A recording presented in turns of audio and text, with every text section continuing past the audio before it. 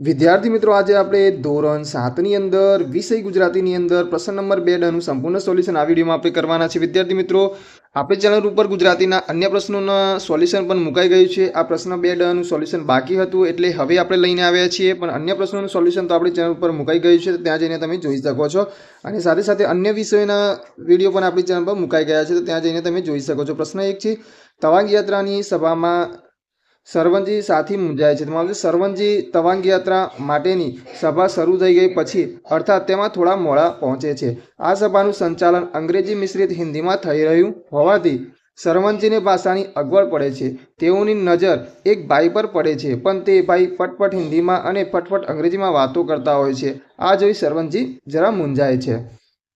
એના પછી પાઠ નંબર 13 છે. એમાં છે, ફુલાભાઈ ફરસીવાળાએ સમરતલાલ સુરનવાળાનો પરિચય આપતા શું કહ્યું? તો ફુલાભાઈ ફરસીવાળાએ સમરતલાલ સુરનવાળાનો પરિચય આપતા કહ્યું, સમરતલાલ શેઠને હું 10 વર્ષથી ઓળખું છું. એમના દાદા સુરનવાળા ભલે હોય, એમણે ગાજરમાં ઇનામ મેળવ્યું છે. હજુ તો એમની ઉંમર 60 વર્ષની છે, છતાં એ સરકારી ઇનામ જીતી લાવ્યા છે. મારી તો ભગવાનને પ્રાર્થના છે કે એ હવે મૂળાની હરીફાઈમાં ઇનામ મેળવી લાવે. ભગવાન એમના 100 વર્ષ પૂરા કરે એવી પ્રાર્થના છે.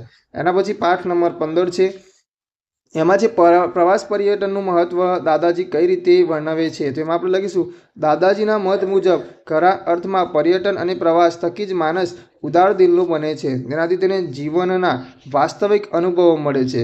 પ્રવાસ દ્વારા જુદા જુદા પ્રદેશની ભૂગોળ, ઇતિહાસ તેમજ લોક સંસ્કૃતિનો સીધો પરિચય મળે છે, જે તે પ્રદેશના સાંસ્કૃતિક વારસાની પણ આપણને પરિચિત બનીએ છીએ. આમ પ્રવાસ અને પર્યટન આપણા જીવન ઘડતરમાં ઘણા જ મહત્વના છે. પાઠ નંબર 16 છે. એમાં છે, ખલીફા સાહેબની કઈ વાત તમને સ્પર્શી ગઈ? તેમાં આપણે લખીશું, ખલીફા સાહેબની છેવટેની વાત મને સ્પર્શી ગઈ. પેલી બાઈએ અમીર માણસનો આભાર માનતા કહ્યું, ખુદા તમને લાંબી ઉંમરના કરે.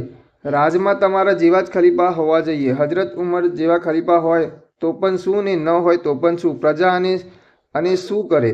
ઉમર સાહેબ એટલું જ બોલ્યા, બાઈ મારી તરફથી એમનો ગુનો માફ કર. હજરત ઉમરના ભલા માટે ખુદાને દુઆ કર.